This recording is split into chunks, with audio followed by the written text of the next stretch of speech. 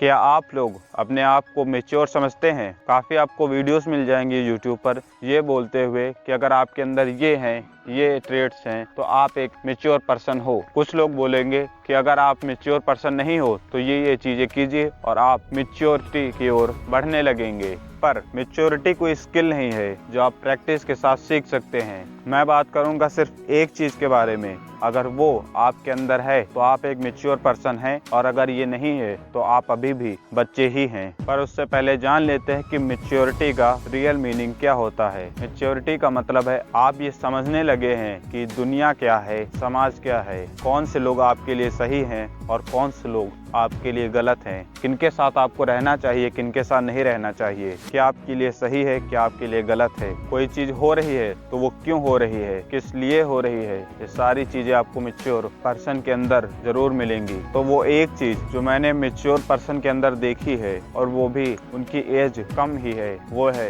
Responsibilities. जितने भी मैंने मैच्योर लोगों को देखा है जो कि कम एज के हैं, उनके अंदर एक चीज़ होती है रिस्पॉन्सिबिलिटीज। जब एक लड़के की खेलने कूदने की उम्र में उसके पिता उसे छोड़कर चले जाते हैं तो वो लड़का उसी वक्त मैच्योर हो जाता है। वो उसी वक्त समझने लगता है कि क्या सही है उसके लिए, क्या गलत है। वो खेलना कूदना छोड़कर अपनी लाइफ में सीरियस हो जाता है, जिम्मेदारियां समझने लगता है, पैसा क्या है वो समझने लगता है। पर वो सब समझने के बाद उसके अंदर मैच्योरिटी आने के बाद उसकी 50% लाइफ बर्बाद हो जाती है। क्योंकि अभी आपको पता है आपके सिर के ऊपर एक हाथ है जो कि आपके पेरेंट्स का है। जब तक वो हाथ आपके सिर पर है, आपके साथ है, तब तक आपको किसी भी चीज़ की ज़रूरत नहीं, ना पैसे की प्रॉब्लम, ना कपड़ों की प्रॉब्लम। पर जैसे ही वो हाथ आपके सिर से हटता है, आप एक एक पैसे की वैल्यू समझने लगते हैं, कपड़े की वैल्यू समझने लगते हैं, टाइम की वैल्यू समझने लगते हैं, किनके साथ आपको रहना चाहिए, किनके साथ आपको नहीं रहना चाहिए।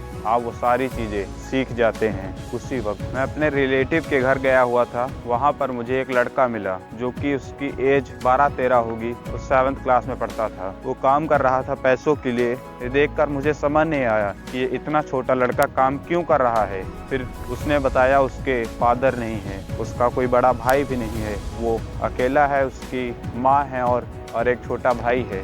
इसीलिए वो इतनी कम उम्र में काम कर रहा था, मेहनत कर रहा था, पैसे की वैल्यू समझ रहा था। मनोवैज्ञानिक फैक्ट है कि हमारे पास जो चीज़ होती है हम उसकी वैल्यू नहीं करते, और जो चीज़ हमारे पास नहीं होती है हम उसी की वैल्यू करते हैं। अभी आपके पास हर चीज़ है, इसीलिए आप उसकी वैल्यू नहीं करते। जिस दिन आपके पास से वो सब कुछ छिन जाएगा उस दिन आप उस चीज़ की वैल्यू करेंगे। अभी आप अपने पेरेंट्स की वैल्यू नहीं करते, मनी की वैल्यू नहीं करते, अपने पेरेंट्स की वैल्यू नहीं करते, उनसे सही से बातें नहीं करते। पर भगवान न करे आपके कमाने से पहले उनको कुछ हो गया तो आपका जीवन पूरा बंजर बन जाएगा। एक एक चीज़ के लिए आप मोहताज हो जाओगे। बाप सूरज की तरह होता है, जलता जरूर है पर रोशनी वही देता है। मैच्योरिटी का गुड साइड यही है कि आप अपने आप से सब कुछ करने लगते हैं, किसी का आप पर प्रेशर नहीं होता, आपको सारी चीज़ें समझ आने लगती हैं। पर डार्क साइड ये है, जब आपको सारी चीज़ें समझ आने लगती हैं तो आपके कनेक्शन कम हो जाते हैं,